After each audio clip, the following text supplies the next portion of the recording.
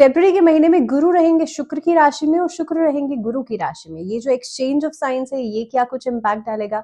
इसके अलावा देवगुरु बृहस्पति मार्गी भी हो रहे हैं, मंगल मार्गी हो रहे हैं, इसके अलावा शनि अस्त हो रहे हैं। इस महीने में बुध जो है वो 2 बार अपनी राशि परिवर्तित करेंगे। पहले जाएंगे कुंभ राशि में, उसके बाद जाएंगे मीन राशि में जो कि उनकी नीच की राशि है। बहुत सारे बदलाव, सूर्य ट्रांजिट कर जाएंगे इस महीने में, तो बहुत सारे बदलाव हैं जो इस महीने में होने वाले हैं।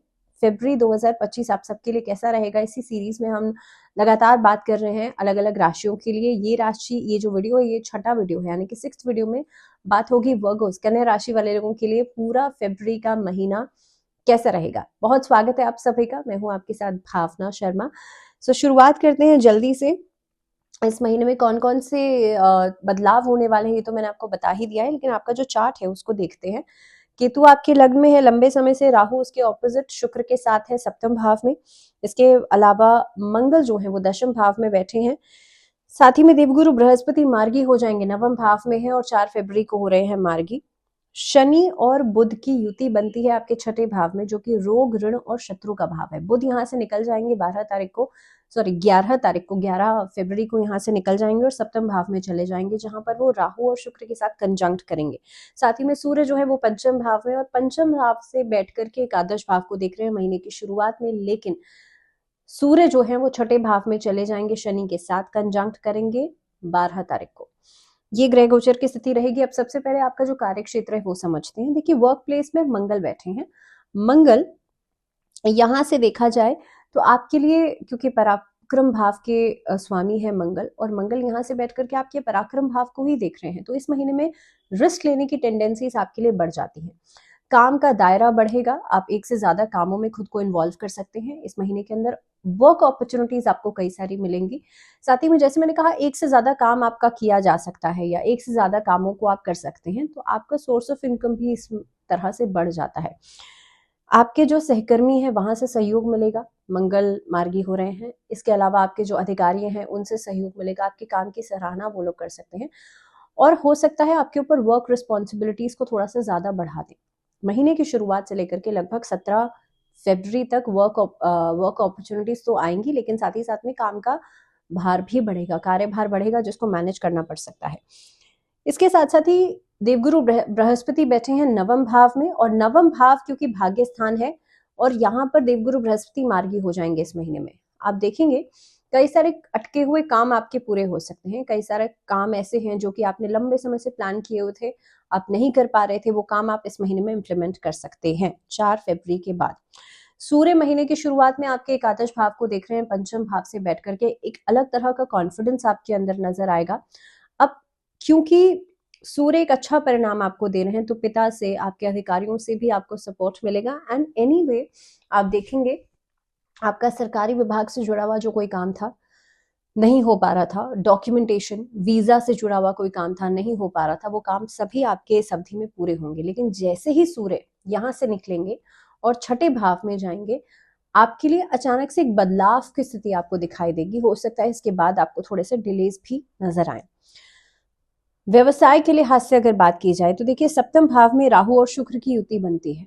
7वें भाव में ही अब बुध भी आ जाएंगे लगभग 11 तारीख को। जब राहु और शुक्र बैठे हैं तो आपको अलग अलग फील्ड्स में एक्सपेंशन दे सकते हैं, लेकिन भटकाव भी देंगे। हो सकता है एक इसका एस्पेक्ट ये बने कि आप एक से ज्यादा काम करेंगे तो बहुत ज्यादा कंफ्यूज हो जाएंगे, तो ultimately you will land up nowhere. दूसरी इसका एस्पेक्ट ये बनता है कि एक से अलग दिशाओं से आपको पैसा आएगा। तीसरा इसका एक एस्पेक्ट बनता है कि ये जो महीना रहेगा, पैसे के हिसाब से भी आप अलग अलग दिशाओं में आगे बढ़कर पैसा तो कमाएंगे ही कमाएंगे, लेकिन साथ ही में काम को भी आपको, अपने वर्क प्लेस को आप बिजनेस के साथ साथ नौकरी, या नौकरी के साथ साथ बिजनेस कर सकते हैं। तो इस तरीके की कोई परिस्थिति आपके लिए बनती है। लेकिन हाँ, ये महीना एक्सपेंशन का तो रहेगा। दूसरी बात, वर्गोस के लिए देखिए आपके लिए लगभग 25 फरवरी के बाद से लेकर के, हालांकि 25 से लेकर 28 तक कुल मिलाकर के इतना ही महीना है, लेकिन 25 फरवरी से लेकर के 15 मार्च तक का समय भी आपके लिए बहुत ऑस्पिशियस रहेगा। और इस अवधि में क्योंकि ग्रह गोचर की स्थिति में बदलाव हो रहे हैं, तो इसलिए लगभग मार्च के महीने तक आपको जो अपॉर्चुनिटीज रहेंगी वो मिलती रहेंगी। आर्थिक स्थिति के हिसाब से बात की जाए तो इस महीने में पैसा तो आप कमाएंगे, लेकिन इन्वेस्टमेंट के ऊपर ध्यान देना सबसे ज्यादा जरूरी है, क्योंकि अनएक्सपेक्टेड खर्चे आपके सामने आ सकते हैं जो कि फाइनेंशियल स्टेबिलिटी को थोड़ा सा खराब कर सकते हैं। साथ ही में किसी को पैसा उधार देने के बारे में अगर आप सोच रहे हैं, क्योंकि रोग ऋण शत्रु का भाव है छठा भाव, जहां पर शनि और सूर्य की युति होगी और महीने की शुरुआत में शनि और बुध की युति है, तो अगर किसी को कर्जा देना है या कर्जा लेना है 15 फरवरी के बाद कीजिएगा। पारिवारिक जीवन के हिसाब से देखा जाए तो इस महीने में तालमेल बनेगी, पिता से आपको सपोर्ट मिलेगा, लेकिन बहुत लंबे समय तक के लिए आप निर्भरता नहीं दिखा सकते हैं। दूसरी बात, अगर आपका कोई फैमिली बिजनेस आप करते हैं, ऐसी सिचुएशन में भी वाद विवाद से बचेगा।